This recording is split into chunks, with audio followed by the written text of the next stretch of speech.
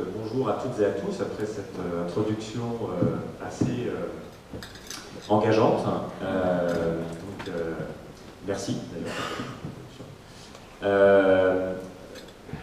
Donc dans cette, ici on va parler de comptabilité et écologie. La question de comptabilité et écologie peut sembler parfois un peu étonnante.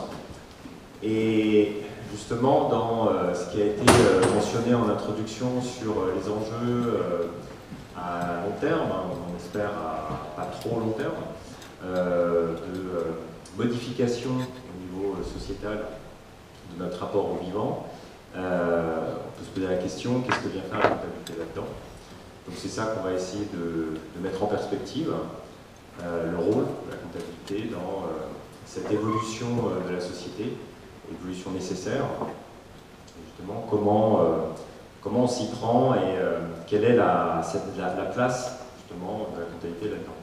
Alors, ce qu'on va faire, c'est que je vais poser un certain nombre de choses, justement revenir sur de quoi on parle quand on parle de comptabilité, quel est le rôle de la comptabilité dans les enjeux écologiques, et puis ensuite Mathieu prendra le relais sur des exemples, des cas, comment ça se passe, comment on peut faire évoluer des entreprises, comment on peut faire évoluer des organisations vers une écologisation, une vraie prise en compte du vivant et des êtres vivants. Alors, la première chose, c'est que, à nouveau, voilà, comptabilité, écologie, qu'est-ce que ça a à voir ensemble? Ce qui se passe, c'est que quand on parle de comptabilité, il peut y avoir, quand je dis il peut y avoir, c'est un euphémisme, l'idée d'un truc très technique, voire techniciste, très capitaliste, qui favorise d'ailleurs une représentation totalement quantifiée du monde, et dont on ne sait pas toujours très bien d'ailleurs ce à quoi ça sert, au-delà de créer du profit et de permettre de calculer ses impôts. Alors, cette vision-là de la comptabilité, qui malheureusement s'est un peu imposée dans les esprits, et d'ailleurs dans le débat public, non seulement n'épuise pas, mais surtout n'est pas du tout cohérente avec ce qu'est véritablement la comptabilité. Alors la comptabilité, c'est un enjeu politique en soi, et c'est ça que je vais déjà essayer de mettre en perspective. Qu'est-ce que véritablement la comptabilité? La comptabilité, c'est pas simplement mettre des chiffres sur des choses. Les premiers systèmes comptables sont apparus il y a très longtemps. On est en fait au début de la civilisation des civilisations humaines. C'est apparu en Mésopotamie pour une raison très particulière. C'est pas une question de commerce, c'est pas une question de marchandisation ou de choses comme ça. On sait que les systèmes comptables apparaissent pour permettre à des êtres humains de pouvoir s'organiser dans des conditions nouvelles. On est au début du néolithique, c'est-à-dire au moment de la création de l'agriculture, de l'élevage, des premières cités.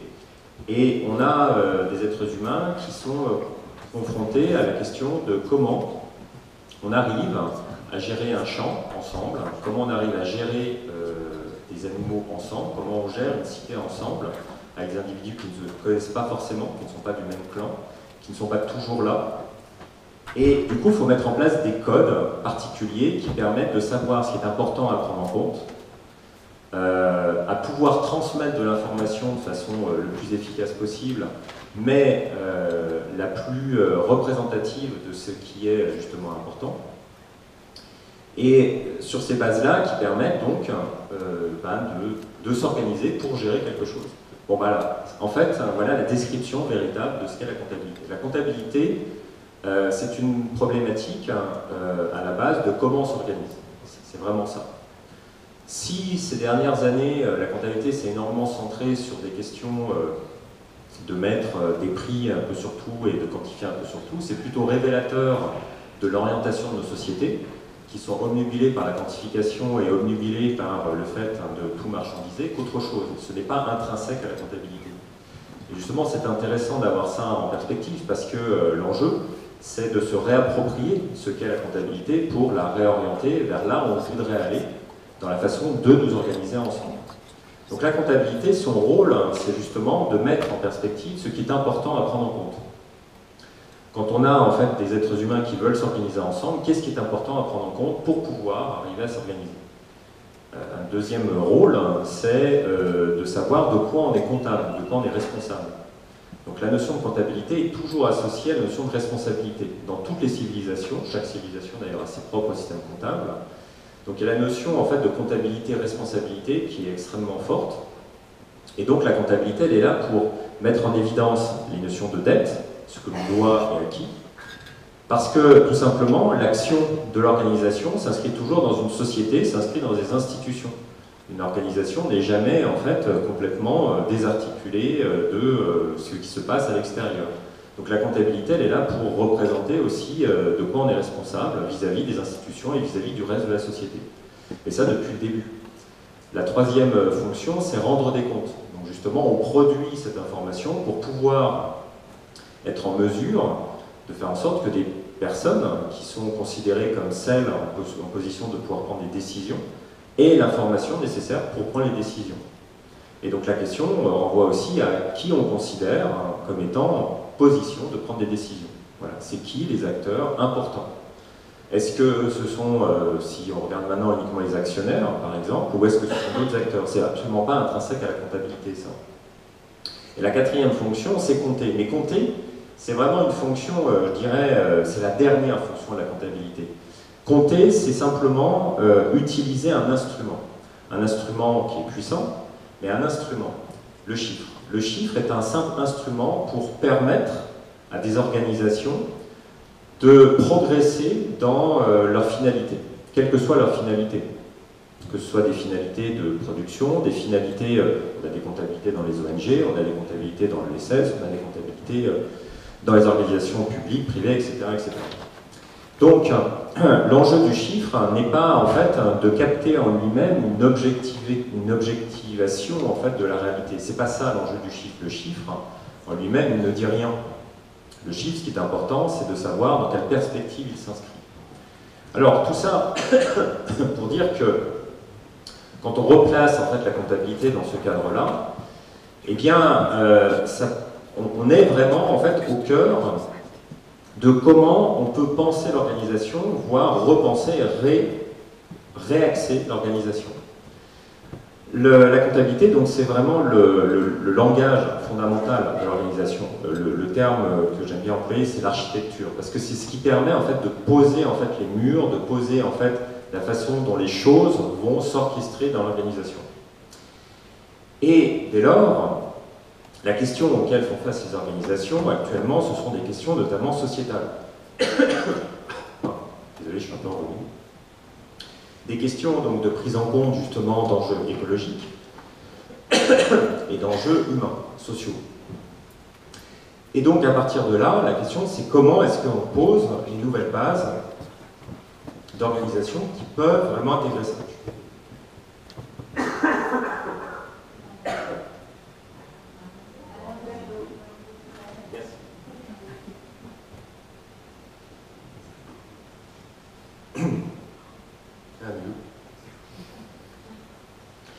Donc voilà, comment on pose en fait ces nouvelles architectures. Et par rapport à ça, on arrive à la question de justement comment on va représenter ce qui est important. À l'heure actuelle, la comptabilité intégrant les enjeux socio-environnementaux de durabilité est devenue un phénomène totalement au niveau international stratégique. C'est-à-dire que le fait de réaliser que la comptabilité était vraiment le langage intrinsèque des organisations et que la modification de la comptabilité pour intégrer la durabilité était essentielle, est en train d'irriguer le débat international au niveau français, européen, mais même au-delà. Donc l'Europe a une certaine avance sur ces questions-là, mais on a donc le déploiement de ce qu'on appelle les normes de comptable de durabilité. Pardon, je suis absolument désolé pour ma voix. On va y arriver. Les normes comptables de durabilité qui sont en train de s'imposer véritablement au niveau international dans le débat et dans la construction de l'économie de demain. La problématique, c'est que, justement, au-delà d'un simple aspect technique, c'est-à-dire de dire on va mettre un peu de vert dans les comptes, se pose la question de mais qu'est-ce qu'on représente véritablement? qu'est-ce qu'on prend en compte, de quoi on est responsable, de quoi on est comptable, comment en fait on rend des comptes et à qui, et comment on compte. Et c'est là où arrive en fait justement la vraie problématique. Parce que la plupart des propositions d'aujourd'hui sont de dire ce que l'on va prendre en compte pour représenter la nature, c'est uniquement sa productivité. On va prendre en compte ses services écosystémiques. On va prendre en compte ce que la nature rapporte, les bénéfices apportés par la nature. Quand on parle des êtres humains, on va prendre en compte leur productivité.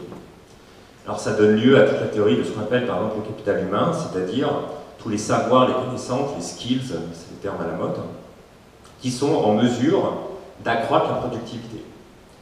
Ça, c'est la représentation la plus commune quand on va parler de comptabilité au regard des enjeux dits de durabilité. La question de fond qui se pose, c'est si on réoriente les organisations en considérant la représentation du monde uniquement basée sur ce que le monde apporte comme productivité en plus. Est-ce que on est en mesure de garantir qu'avec cette représentation-là, les organisations vont prendre soin du monde? Et il n'y a pas forcément beaucoup de chances que ça se passe comme ça. Si vous indiquez à une organisation, bon maintenant, jusqu'à présent vous étiez aveugle au monde, c'est-à-dire que la seule chose que vous preniez en compte c'était en fait de l'argent, maintenant vous allez regarder le monde, mais la seule chose que vous allez voir c'est la productivité que les écosystèmes peuvent apporter en plus, c'est la productivité que les êtres humains peuvent apporter en plus. Est-ce que ça, c'est cohérent avec l'idée que les organisations devraient être en mesure de prendre soin du monde? Et la réponse est, pas vraiment.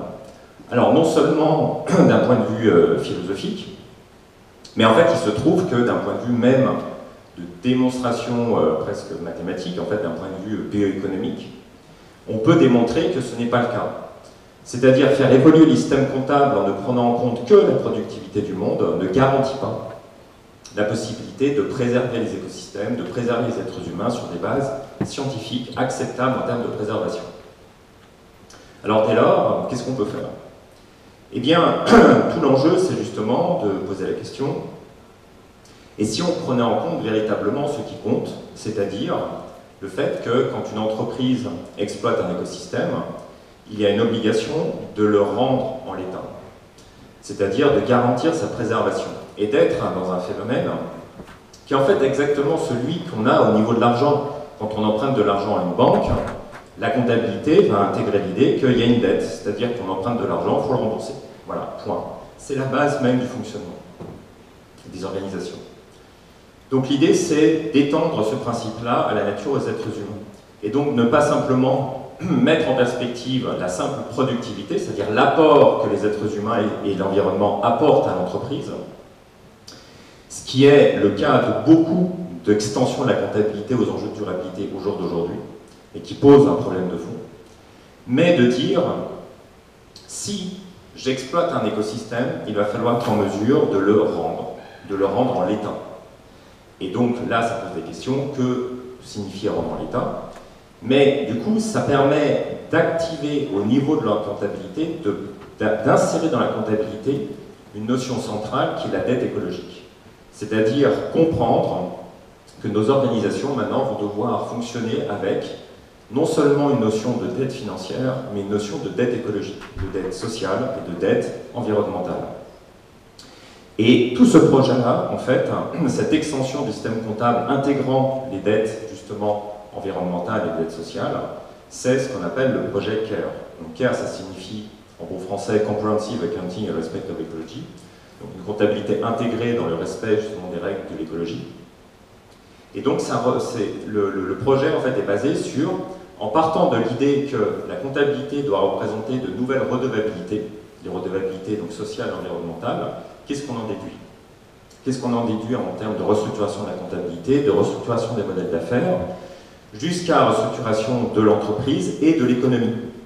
Et donc derrière, si toutes les entreprises mettaient en place ces nouvelles comptabilités, enfin CARE, est-ce qu'on passe à post-croissance par exemple? Où est-ce qu'on va? Donc c'est ça en fait le projet CARE. Et ce que Mathieu va nous exposer, c'est comment concrètement on le met en œuvre dans les entreprises pour les faire évoluer vers justement une autre reconnaissance du monde dans lequel elle vit. Merci Alexandre. Alors, effectivement, je vais vous présenter des retours d'expérience qui permettent d'incarner ce récit, cette vision du monde. Alors, est-ce que ça tourne? Rapidement, 3 mots pour dire que, grosso modo, cette approche de données est incarnée et atterrie sur une méthodologie qui permet de mettre en œuvre concrètement dans les organisations la comptabilité CARE. Là, on a 8 grandes étapes, je ne vais pas forcément m'attarder sur l'ensemble des étapes, mais ce qu'il faut avoir en tête et comprendre, c'est qu'aujourd'hui, quand on accompagne les entreprises ou acteurs publics pour entrer dans le sujet, on va avoir en premier temps une compréhension de l'activité, chercher à voir qu'est-ce qui se passe, quels sont les impacts. Derrière ces impacts-là, concrètement, quels sont les écosystèmes concernés, les êtres humains concernés. Et donc se poser la question justement de comment je vais suivre leur état de santé. Quel indicateur je vais mettre en place, en œuvre, quelles personnes ou observations nécessaires pour me dire que je vais dans le bon sens, pour être sûr que je peux atteindre un bon état de santé de la personne ou de l'écosystème en question. Donc là, c'est les phases 1 et 2, entre guillemets, sur la diapositive. Derrière, on va se poser la question aussi de comment j'agis. C'est-à-dire qu'on va justement faire un état des lieux, où est-ce que j'en suis dans la préservation? Est-ce que je suis bon? Est-ce que je ne suis pas bon? Donc si j'ai un écart, un gap à combler, il faut que j'agisse. Ces actions-là, on va devoir les recenser, les identifier, et ensuite, on va arriver à l'étape 5, les chiffrer. Combien ça coûte réellement de le faire? C'est là le passage, la traduction monétaire, justement, vous avez Alexandre le chiffre, entre guillemets, derrière, sert de véhicule pour dire, ben voilà, on a compris comment fonctionnait mon activité, comment je dois agir pour garantir que les capitaux naturels humains qui s'apportent à l'entreprise puissent être rendus en l'état, être préservés, combien ça coûte de le faire. Derrière, ces coûts-là, on peut du coup les restructurer dans un bilan et compte de résultats, et donc derrière, cette base-là, une photographie à l'instant T, bon, pour cocher entre guillemets la case de la vision, permet surtout derrière de construire tous les outils de contrôle de gestion, de pilotage d'entreprise, de business plan, pour justement savoir où est-ce que je vais. Donc là, c'est un des points qu'on va voir ensemble juste après, c'est de se dire, ben voilà, on peut avoir la question climatique, qui a été évoquée tout à l'heure dans la présentation. Bien, typiquement, si on veut arriver en 2070 avec un cadre de vie acceptable, souhaitable, eh bien, on va devoir à la fois suivre un respect d'un budget carbone qui est du coup compatible avec le développement de l'activité. Ou plutôt l'inverse, faire en sorte que mon activité se développe en respect de mon budget carbone. Et du coup, comment je le fais, combien ça me coûte, qu'est-ce que je mets en place, etc. etc. Voilà l'enjeu, voilà ce qu'il y a là, ces 8 étapes. C'est un guide, justement, pas à pas, pour se dire comment je prends en compte, je rends visible dans mes comptes, pour une décision avisée, en tant que dirigeant d'entreprise, par exemple, ou d'association, ou politique, pour justement faire des choix éclairés. Derrière, je vais du coup vous présenter 3 retours d'expérience avec 3 entreprises distinctes. Une entreprise, donc SPLN, qui est une entreprise publique sur l'île de la Réunion, où là, pour le coup, on va voir un peu après, c'est un vrai enjeu de à la fois préservation, restauration des écosystèmes du territoire, tout en même temps garantissant que la façon de faire leur activité puisse aussi leur permettre de préserver leurs propres capitaux à eux. Donc en gros, quand j'interviens pour restaurer un écosystème, est-ce que je fais en sorte que les gens qui interviennent restent en bonne santé? Est-ce que je fais en sorte que moi-même, en intervenant, je ne dégrade pas également l'écosystème? On va avoir ensuite SLB, une entreprise de gestion forestière en France, Roumanie et au Brésil, qui ont différentes particularités, et je développerai ensuite. Et enfin, Data Science Location, où là, on va avoir un dirigeant qui est justement dans la vision du pilotage. Comment je pilote, dans les 3 à 5 ans, la transition de mon activité. Donc c'est 3 points qui permettent de voir en fait qu'on peut agir à la fois dans des domaines publics comme privés, et derrière on peut mettre en place des éléments jusqu'au pilotage stratégique de l'entreprise. Donc si je commence par SLB rapidement, en quelques mots, donc cette entreprise-là a des enjeux, en tout cas au Brésil, de racheter des terrains issus de la déforestation dans la forêt du Paraná, donc au sud du Brésil. Derrière, 40% de ces terrains sont laissés à la renaturation naturelle de la forêt, ils laissent ça en l'état. Et par contre, derrière eux, leur activité, c'est je plante des arbres pour faire du bois d'œuvre. Donc en fait, c'est une culture d'arbres, comme un champ de blé en fait. Donc derrière, il va y avoir un enjeu de préservation des sols, par exemple. Et du coup, ils agissent aussi pour préserver ces sols-là, pour mesurer, ils cherchent à comprendre c'est quoi un sol en bon état de santé à cet endroit-là du monde. Alors qu'ils partent d'un sol qui est complètement dégradé par des activités agricoles issues de la déforestation, à la base. Donc voilà, on a un point de départ dégradé, et le questionnement c'est comment j'améliore l'état du sol pour aussi derrière garantir que je puisse moi-même renouveler mon activité de plantation d'arbres dans le temps. En Roumanie, c'est différent. En Roumanie, on est sur des forêts déjà diversifiées, ancestrales, avec des pratiques agricoles qui sont, pour le coup, déjà mises en place, avec du débardage à cheval, c'est-à-dire qu'on a des petites, on coupe les arbres en respectant le renouvellement naturel de la forêt, et on fait en sorte de ne pas écraser les semis ou dégrader les espaces autour. Et enfin, donc voilà, du coup, il y a tout ça, et derrière, les dirigeants avaient pour volonté de dire, ben voilà, je fais des choses, j'ai des bonnes pratiques mises en place, et j'arrive pas à faire comprendre à mon banquier et mes partenaires financiers que ce que je fais a une valeur. J'arrive pas à leur faire comprendre ça. Et donc, ils sont venus nous voir, en disant, ben voilà, je donne une comptabilité pour qu'ils comprennent ce que je leur raconte. C'était le mandat. Du coup, ce qu'on a mis en œuvre, donc là c'est un tableau de synthèse, mais grosso modo, on a identifié, en analysant l'activité, quels étaient les capitaux naturels et humains de l'entreprise. Donc typiquement, quand on intervient en forêt au Brésil, avec quand même des matériaux agricoles qui émettent des gaz à effet de serre, du coup on émet des gaz à effet de serre dans l'atmosphère, on a un enjeu climatique. Donc un budget carbone à respecter et à suivre derrière. Par exemple, on va aussi avoir des collaborateurs, donc les êtres humains, chaque personne a sa spécificité, on a une santé mentale, santé physique, des compétences, et on va pouvoir vivre décemment. Donc la notion de salaire décent qui rentre en compte. Là, pour le coup, ceux qui ont commencé à basculer dans la CSRD, vous avez vu qu'il y a au moins 5 définitions ou approches d'un salaire décent.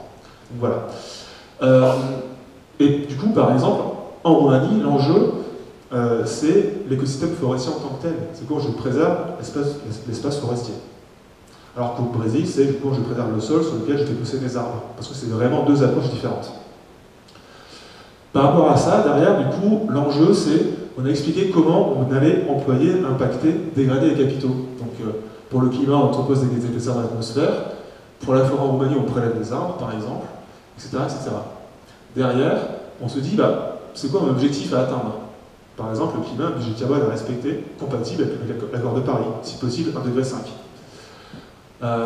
Et derrière, du coup, quelle action j'ai mis en place? Donc là, on a un recensement déjà des actions existantes. Qu'est-ce qui est fait? Et derrière, on va aussi se dire maintenant, est-ce que j'ai besoin d'actions complémentaires pour vraiment atteindre la note de durabilité? En gros, est-ce que l'existant est suffisant? Et s'il n'est pas suffisant, c'est quoi le plan d'action complémentaire à prendre en compte, qui va aussi être intégré en comptabilité? Ça va matérialiser le capital, la dette, la redabilité auprès de la nature ou des humains. Donc en tout cas, on a chiffré les dépenses de l'entreprise avec différentes typologies d'actions qui permettent d'expliquer à quoi elles servent. Typiquement, je fais un bilan carbone, ça sert à comprendre d'où je pars, à pouvoir prendre une décision avisée sur comment j'agis pour éviter de dégrader l'atmosphère. Ça sert à comprendre, à piloter. Donc ça, c'est une action extrêmement importante pour cela. On va avoir des actions d'évitement, c'est comment je supprime l'impact à la source. Donc en gros, c'est comment je transforme ma façon de travailler pour ne plus avoir la dégradation, l'impact inhérent à mon activité. On va avoir des actions de préservation. Là, c'est comment je travaille en mettant en œuvre des pratiques pour garantir que je préviens, je gère mes impacts pour ne pas détruire, ou alors, au contraire, le coup est parti, il faut que je restaure après coup, a posteriori.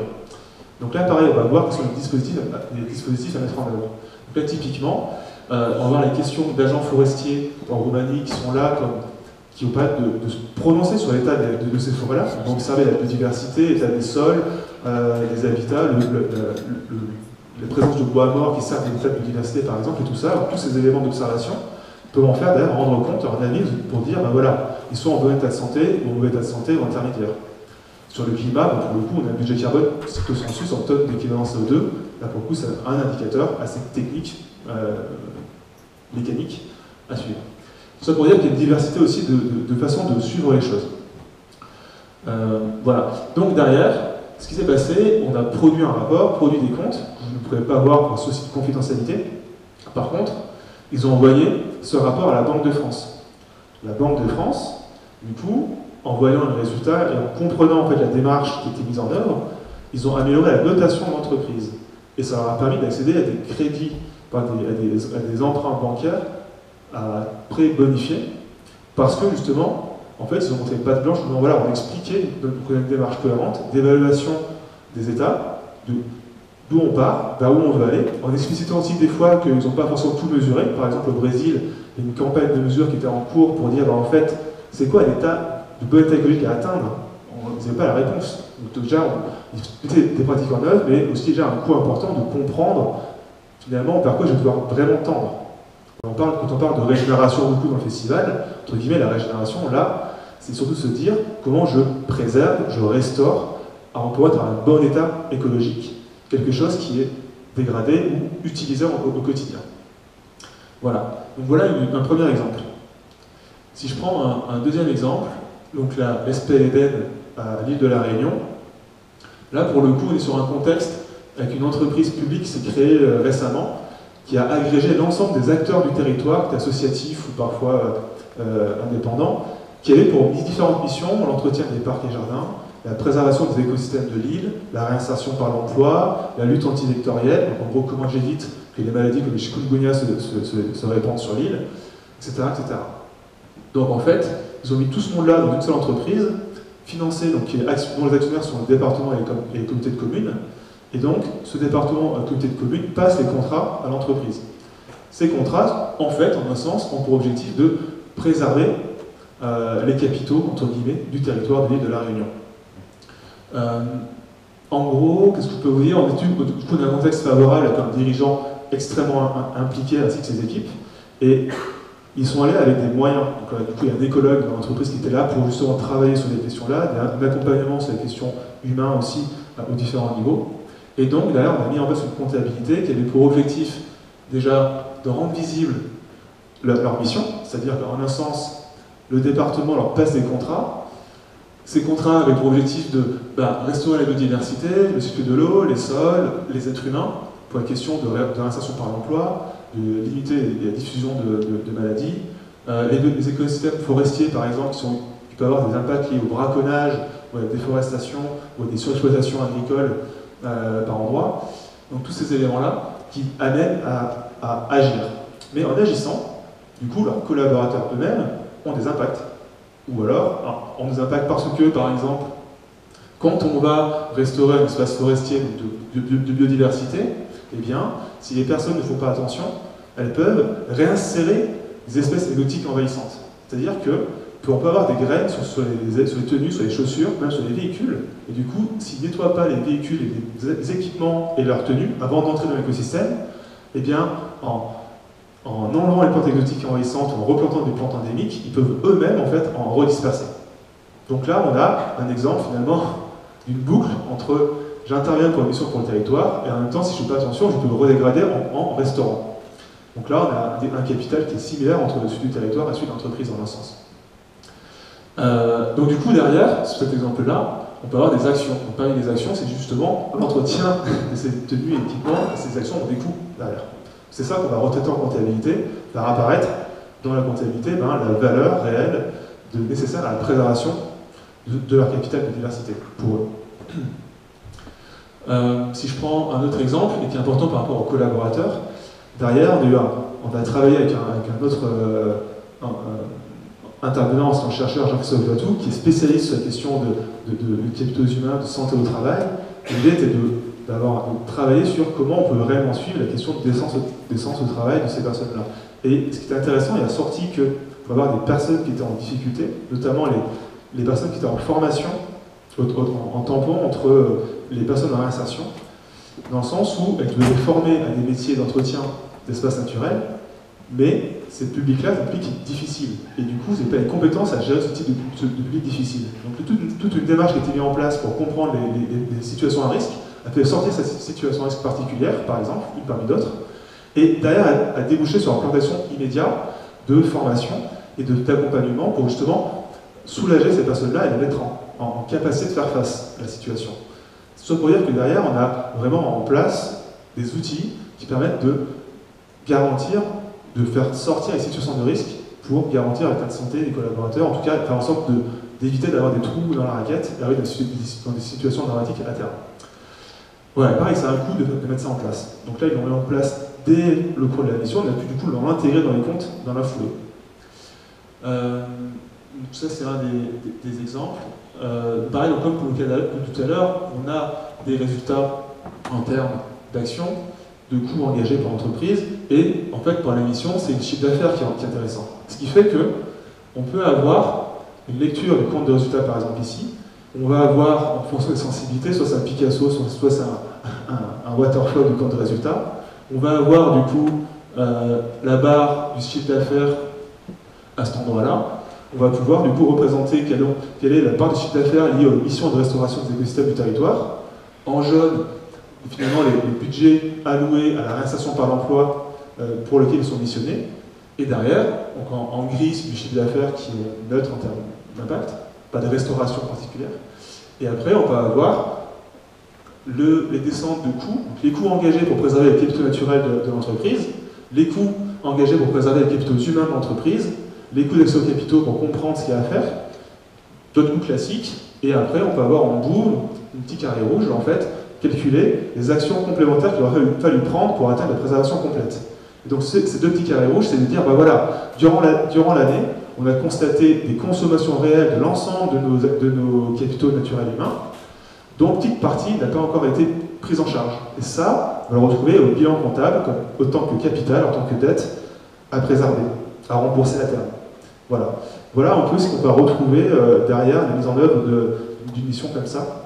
Et donc, quand on est un dirigeant, on comprend où on en est, d'où on part, quelles sont les dépenses engagées, est-ce que je les couvre, est-ce que je couvre tout, et s'il m'en manque à couvrir, c'est quoi l'impact sur mon résultat comptable à la fin? C'est dramatique, pas dramatique, comment j'arbitre, je peux le voir mon banquier demain aussi en disant bah voilà la situation, voilà où j'en suis, voilà d'où je pars, voilà ce que je voudrais mettre en place, est-ce qu'on peut m'aider pour m'accompagner là-dessus ou pas? En tout cas, on a un vrai support à la décision. Et aussi, c'est un point important, c'est que dans l'émission jusqu'à présent, peu de monde voulait communiquer parce que des fois, on se met à nu. On présente quelque chose qui met à nu vraiment l'activité. Donc, c'est important d'avoir ça en tête. Et donc, même si, entre guillemets, on peut être timide en tant que dirigeant, pour soi, en interne, c'est vachement intéressant d'avoir une vraie photographie pour savoir où est-ce qu'on en est et quoi faire de manière avisée. Voilà pour un deuxième exemple. Si je prends bon, du coup, ça pourrait dire que la directrice financière est en formation actuellement au sein du CRCS et de l'ICGS. Donc voilà, la continuité est en cours. Et enfin, troisième cas, rapidement, donc là, data science location, entreprise ou PME qui fait du pompage d'eau, du rabattement nappes phréatiques, de l'énergie temporaire. Ils sont intervenus par exemple sur les inondations qu'il y a eu lors des crues récemment. Là derrière, Xavier Denis, quand il est venu nous voir, il a dit voilà, moi ce qui m'intéresse, c'est de pouvoir piloter l'activité. Et donc, on a mis en place une comptabilité CARE, effectivement, on a identifié l'ensemble de leurs capitaux. Voilà, donc du climat, des humains, des questions liées aux masses d'eau, au cycle de l'eau, liées au sol aussi. Avec du coup, en voyant là où on a de la connaissance, là où on manque des connaissances à compléter. Donc là aujourd'hui, on est sur une deuxième mission où on a complété les éléments de connaissance et surtout, en fait, derrière, c'est ça qui m'intéresse de vous dire par rapport à cette avance, ça ne va pas avoir d'ajout particulier, c'est que on travaille sur la mise en place d'un business plan. Et le business plan, en fait, derrière, c'est de se dire, justement, moi, mon but en tant que dirigeant, je prends le paraphrase de Xavier Denis, son but à lui, c'est de se dire, moi, demain, je vais faire un tour de table à des partenaires financiers qui sont prêts à s'engager sur un taux de retour sur investissement qui est durable, qui est réellement durable. C'est-à-dire que je suis prêt à mettre en place, à étudier les conditions de respect de mon budget carbone, engager des dépenses par rapport à ça, à étudier mes plans de développement, de voir du coup quel est mon retour derrière cet investissement que je peux avoir, et donc d'avoir des partenaires financiers qui sont prêts à s'engager avec lui sur quelque chose qui sera pas forcément optimal sur le plan financier, mais qui n'est pas non plus déconnant au global, au final. Et donc là, typiquement, on s'amuse, on est en train de s'amuser, entre guillemets, à faire des simulations de business plan en disant, bah voilà, si je développe mon activité dans telle direction, avec telle hypothèse de développement, qu'est-ce que ça implique sur mon budget carbone, qu'est-ce que ça implique comme action justement à prendre pour réduire les émissions dans l'ordre de grandeur du budget carbone. Pour les humains, pareil, ça implique quoi en termes de plan de formation, ça implique quoi en termes d'animation sur la santé, sur les sols, parce que derrière, au niveau des sols, il y a des questions j'ai des groupes électrogènes, les groupes électrogènes, il y a des fuites de temps en temps, ça pollue les sols. C'est quoi les budgets à prévoir justement pour gérer les fuites, éviter que les fuites se répandent sur le sol, pour dépolluer quand c'est pollué? C'est tout ça qu'on simule. Et donc derrière, on arrive à avoir une vision en termes de business plan de ok, où est-ce que je vais? Quel choix je fais? Et qui est prêt à me suivre pour faire ça? Voilà un peu ce que je voulais vous dire par rapport à ces trois cas-là, et j'ai pas forcément suivi le temps. Donc, vous me dire à la régie si je suis sur les bons ou pas.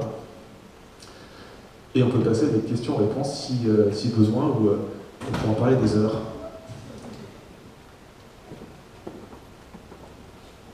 Une question. Ouais. J'ai l'impression qu'on met en évidence des coûts supplémentaires. D'où vient l'argent pour mettre en place toutes ces dépenses supplémentaires? C'est-à-dire qu'on va forcément avoir une réduction du nombre de structures parce qu'il y aura moins d'argent disponible. Ouais. Parce qu'il va bien falloir que l'argent sorte de quelque part. Alors, c'est-à-dire que si on met en place ces bilans qui coûtent, parce que voilà, il faut bien qu'il y ait de l'argent. oui. Alors, on va... Ça, ouais, ça. Donc là, vous voyez un compte de résultat et un bilan très simplifié d'Enquer. Je mets ça à l'image parce que ça va être illustré. On montre des coûts, mais on montre aussi comment on traite le chiffre d'affaires. Et les deux regards. C'est-à-dire que on va avoir un compte de résultat, une partie d'exploitation classique, dans laquelle on va aussi prendre en compte l'ensemble des dépenses pour l'environnement et les humains. Et quand je dis l'ensemble des dépenses, c'est des dépenses en fait, qui ont été réalisées et qui auraient fallu réaliser en plus.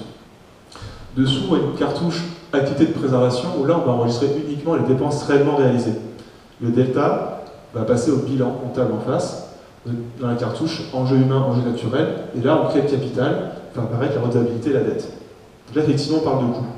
Par contre, ce qui se passe, il faut avoir vraiment en tête au départ, c'est que les entreprises, toute entreprise, a déjà des dépenses engagées existantes. Ces dépenses engagées sont noyées dans la masse, dans les dépenses d'exploitation. Donc là, déjà, un premier exercice, c'est je retraite l'existant. Je fais apparaître que dans l'existant, j'ai peut-être des dépenses pour éviter de dégrader, des dépenses pour préserver, et des dépenses pour comprendre ce que je fais, avec ce capitaux. Là, c'est un premier point. On met en valeur de est-ce que je fais des choses et combien ça coûte déjà aujourd'hui de le faire. Et effectivement, on va mettre en valeur les besoins complémentaires nécessaires pour réellement être durable si on faisait les choses entièrement. Donc derrière, aujourd'hui, l'argent, on révèle en fait l'ensemble des besoins. Donc soit l'entreprise le fait déjà, et tant mieux, soit il y a des besoins complémentaires et c'est gérable, et tant mieux, soit ce n'est pas le cas, il y a une réflexion à avoir sur ce modèle d'affaires en tant que tel. Et donc après, d'où la question de potentiellement aller discuter avec des partenaires bancaires ou autres, pourquoi pas avec les politiques, dans des accompagnements particuliers, parce qu'il peut y avoir des situations effectivement de discussions importantes à avoir. C'est juste un complément, Alex. Oui. Merci. Alors cette question, ça renvoie à plusieurs points, en complément de ce que Mathieu disait, c'est que premièrement, ça va obligatoirement réinterroger les taux de rendement globaux. C'est-à-dire qu'actuellement, quand on a des cours en business school ou en IE, on est sur ce qu'on s'appelle le ROE, le retour sur capitaux propres, le retour sur investissement des actionnaires. On va dire, voilà, on est à 10%, c'est des classiques. Et on a en fait des standards qui se sont imposés de ce type-là. On sait que c'est des choses qui sont beaucoup trop hauts. On commence à revenir là-dessus en disant il y a un problème de fond qui est que il faut savoir, hein, historiquement, des rendements à 5% ou 4%, c'est déjà énorme. Et il y a eu vraiment une déviation par rapport à ça dans les années 80, dans ces eaux-là, 70, 80, 90. Et qui font que, justement, il y a un emballement de la création de valeur par rapport à la prise en compte véritablement des coûts associés. Donc la première chose, c'est remettre un peu d'ordre là-dedans, et je dirais assainir les choses, c'est-à-dire prendre conscience du fait que le volume de création de valeur globale, alors là je parle d'un point de vue global, se fait est adossé à une non prise en compte de tous les coûts cachés qui sont nécessaires pour obtenir cette valeur. Donc en fait là, c'est un peu remettre les choses en ordre, et de dire ce pourquoi on peut garantir, en tout cas avoir l'illusion de pouvoir garantir 10% de rendement en moyenne, c'est tout simplement parce qu'on est en train de se cacher, de se voiler la face sur tous les coûts qui sont derrière et qui permettent de générer la valeur. Donc ça, c'est une première question plus quelque part macro, mais qui renvoie à la question de, en fait, quel est le taux de rendement, on va dire, réel, durable de l'économie. Ensuite, d'un point de vue beaucoup plus micro, ça pose la question, de façon plus précise, de quelles sont les activités qui vont pouvoir continuer ou celles qui ne vont pas pouvoir continuer. C'est-à-dire que ça a un lien aussi avec la notion du renoncement. et la notion du partage de la valeur. Donc à l'heure actuelle, on considère qu'une entreprise, le seul cas qui doit amener à une faillite c'est une faillite parce qu'elle ne peut pas rembourser par exemple des banques, ou ne peut pas rembourser des actionnaires. La question ne se pose même pas, et pourtant c'est une question de fond. Est-ce qu'une entreprise ne pourrait pas être en faillite parce qu'elle n'est pas en mesure de rembourser par exemple son budget climatique? La deuxième chose, c'est actuellement, en fait, on fait porter au seul consommateur le poids intégral du coût.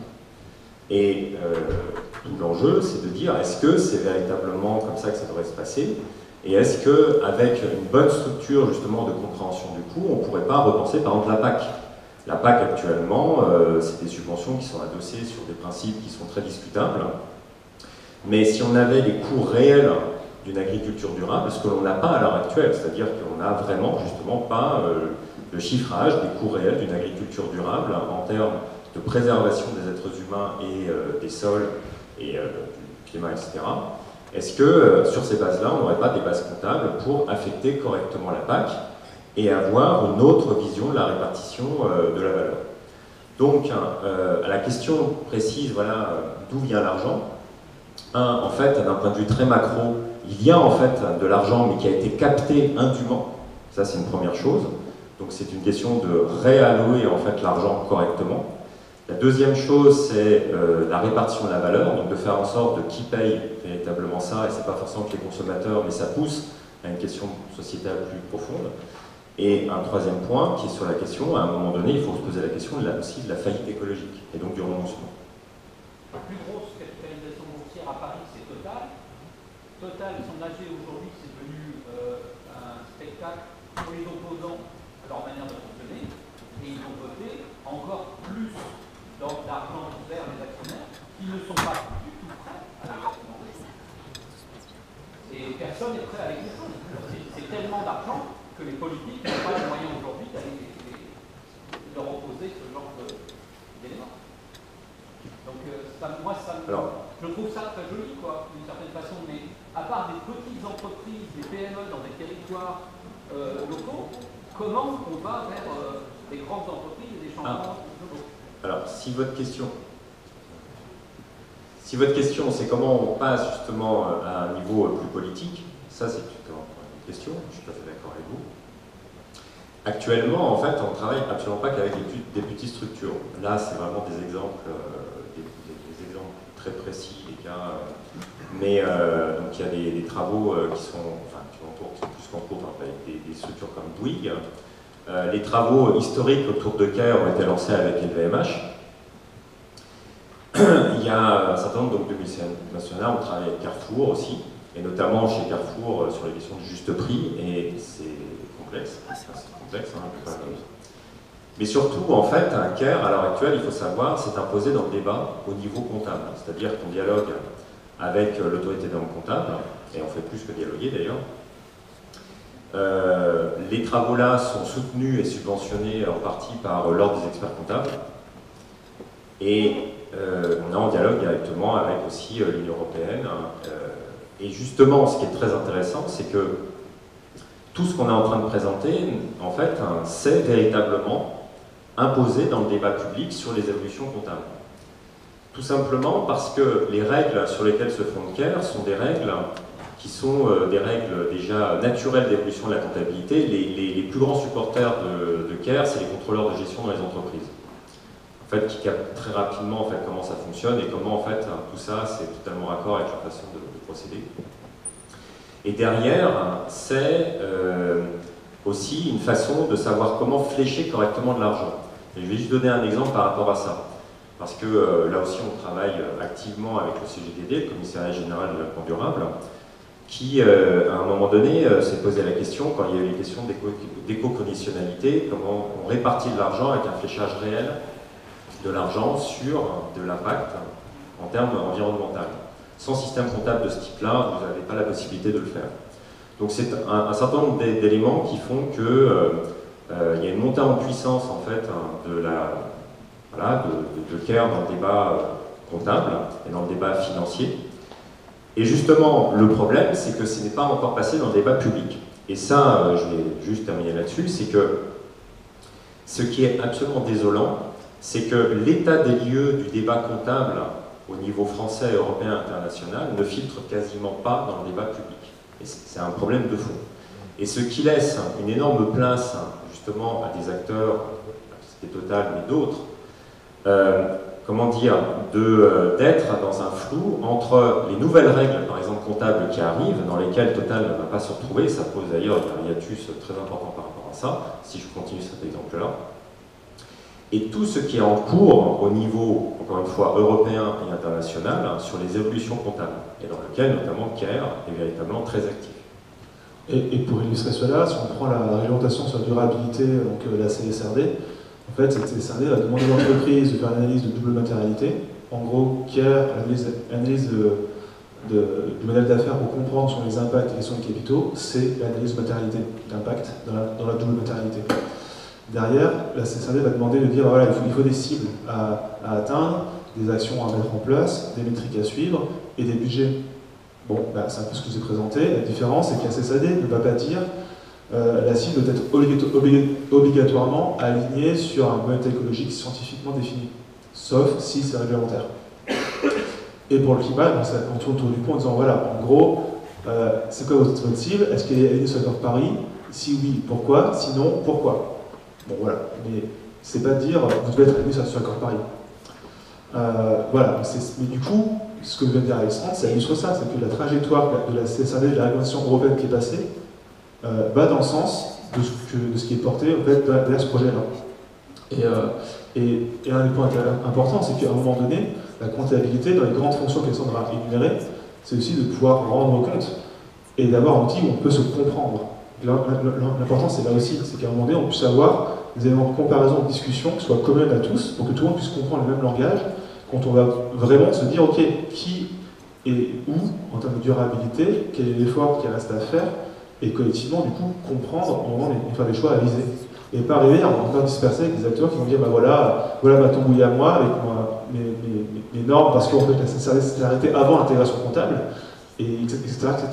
Enfin, en tout cas, c'est ce que moi je pressens par rapport à ça.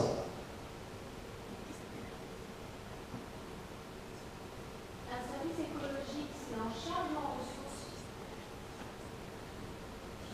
C'est simple, hein, dans la question de tout à l'heure, j'ai entendu c'était dans le voilà, avec la productivité, ça s'est aligné sur le même. Les services écologiques, en fait, dans CARE, vont arriver, mais de façon implicite. C'est-à-dire que la façon de comprendre un écosystème de CARE, par le biais de CARE, c'est de dire l'écosystème n'est pas en tant que soi, en tant que lui-même, productif, générateur de services.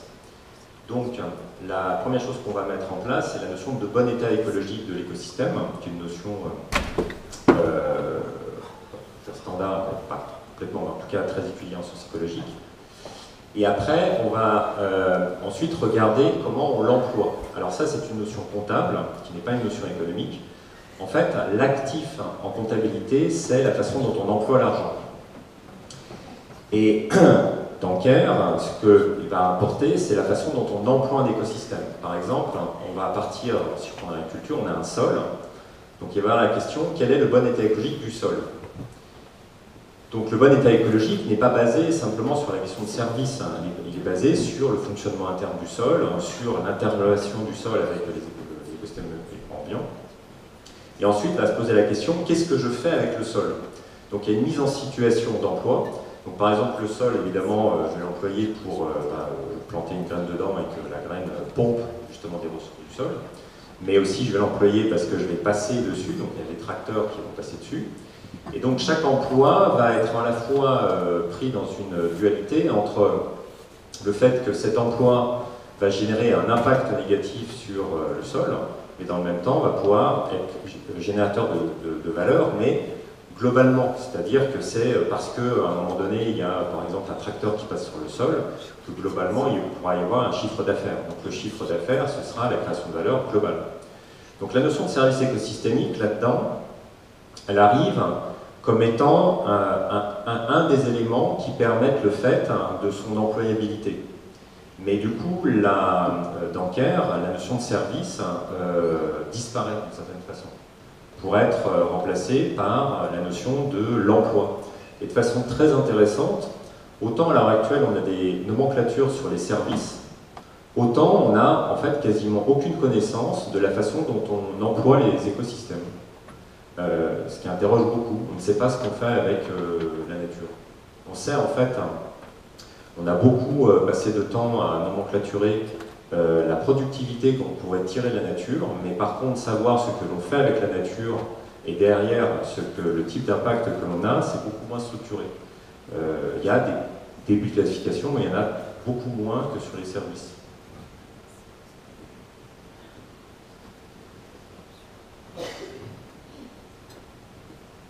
Ouais, une question là-bas.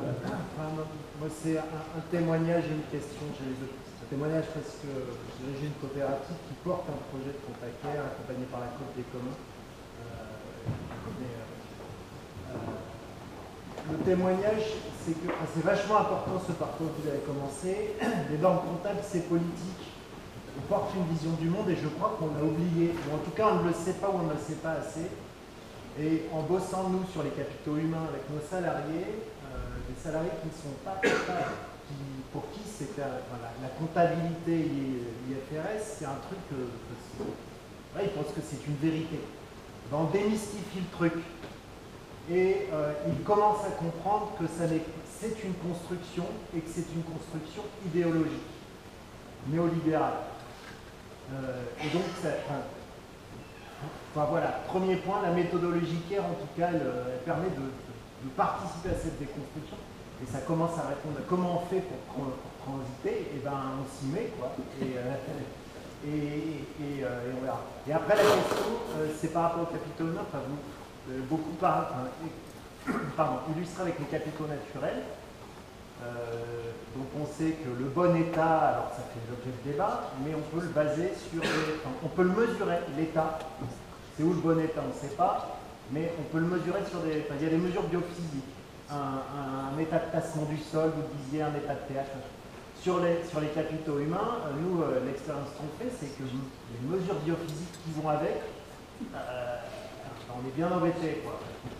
Donc voilà, nous on est face à ce truc-là.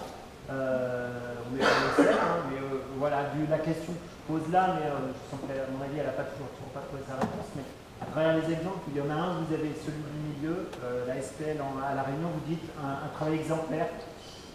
Ouais. Enfin, voilà, donc ça si c'est le cas, moi je trouve que ça serait bien que ça soit partagé. Ouais, effectivement, en fait. Salut. Ouais. En fait, là, le point que vous mettez est extrêmement important parce que on ne va pas aborder les capitaux humains comme on va aborder les capitaux naturels. Effectivement, un être humain, Alexandre a introduit la notion de capital humain, entre guillemets, et en fait, il y a plusieurs courants dans l'approche des capitaux humains. Et souvent, ce qui se passe, on va chercher à réduire les êtres humains par des indicateurs qui vont donner des éléments pour se dire est-ce qu'on fait les choses bien ou pas bien, et souvent c'est instrumentalisé dans une vision de productivité. On garde de la personne pour qu'elle puisse être productive au maximum. Ou alors, on peut arriver dans une approche humaniste en disant ok, on va chercher à synthétiser l'ensemble de la naissance de l'être humain par des indicateurs aussi finalement, et du coup on tombe dans le même écueil, mais avec une intention de préservation quand même. Et du coup, la problématique c'est qu'un être humain au travail est en relation avec le travail au travail, mais il y a aussi d'autres relations hors du travail qui peuvent influencer son état de santé également.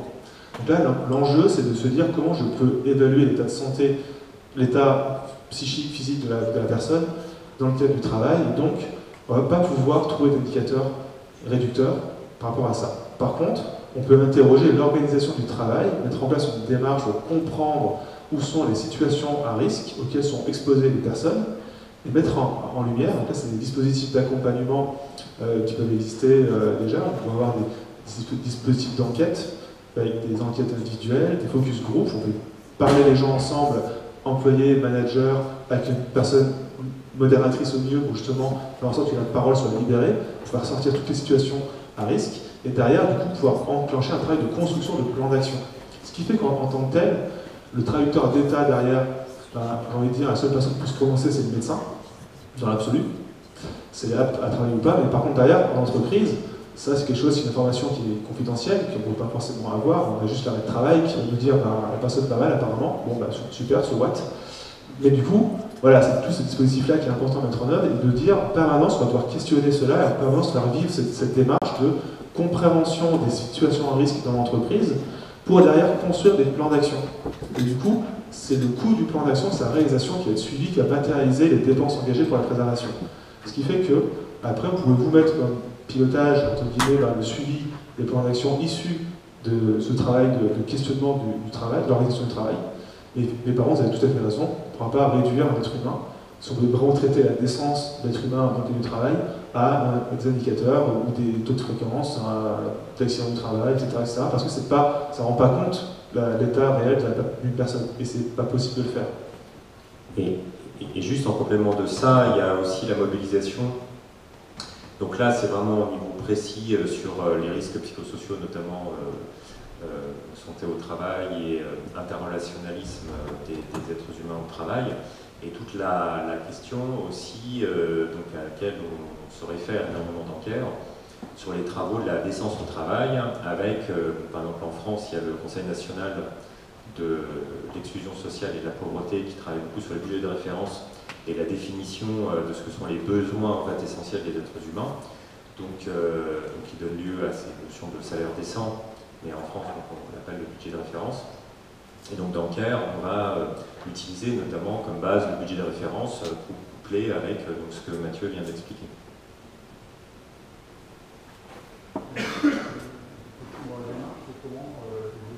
Comment intégrer les porte-paroles des capitaux, c'est qui les actionnaires ou les directions sont les porte-paroles des capitaux financiers. Et dans la démarche, c'est aussi les porte-paroles des capitaux nationaux et humains, effectivement challenger les porte-paroles des capitaux financiers et comment ça s'inscrit dans la démarche.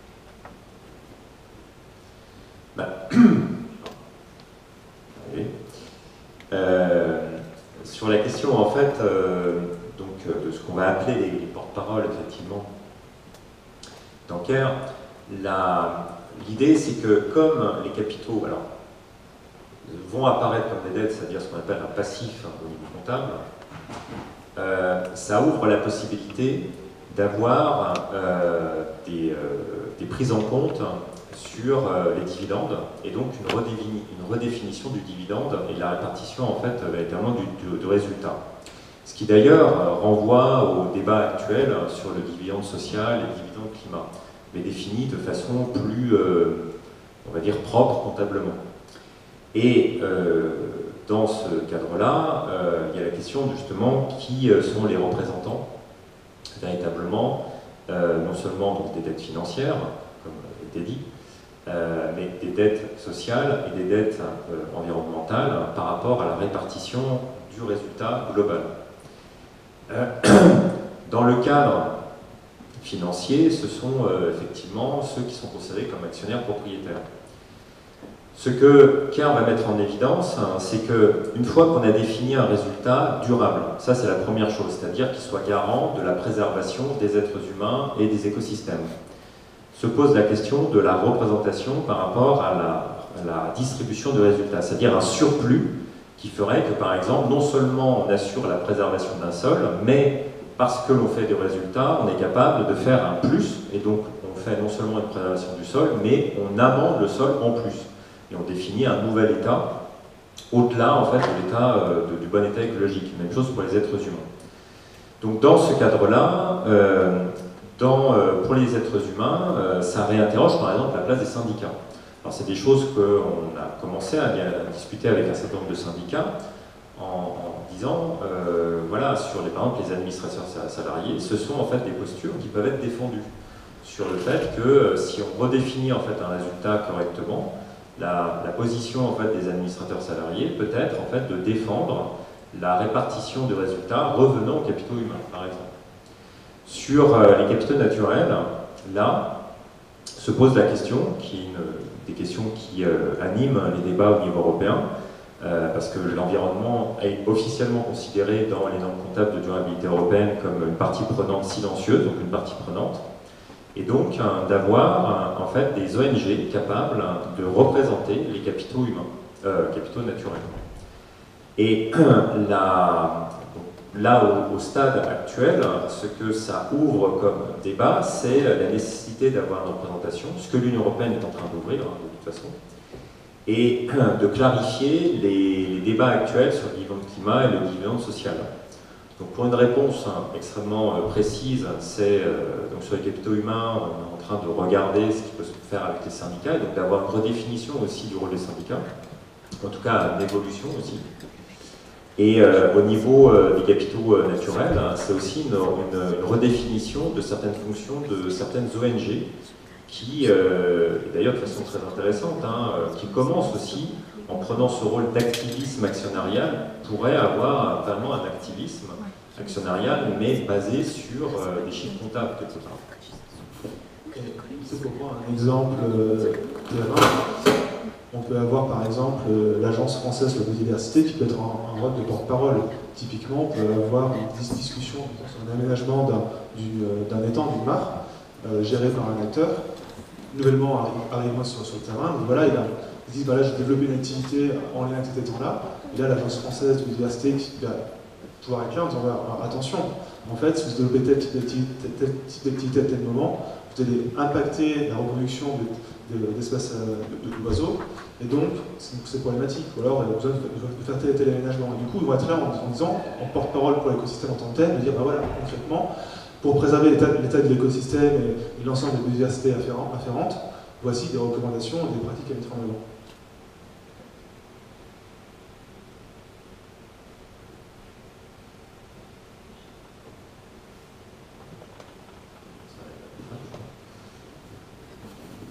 Bien dépassé, je pense, en plus. On est bien concentré.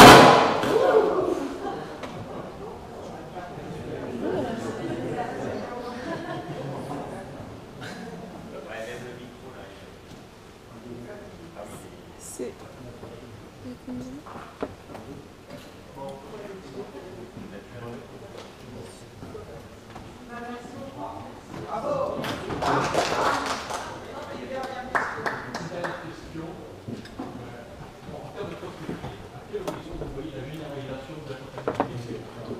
Ouais, bonne question. Moi j'ai vu passer sur une slide un cabinet conseil, gros machin, un gros cabinet conseil qui positionnait une évolution réglementaire entre 2027 et 2030. Bon, alors déjà qu'on passe aux élections européennes actuelles, après on en rediscute. Au niveau européen,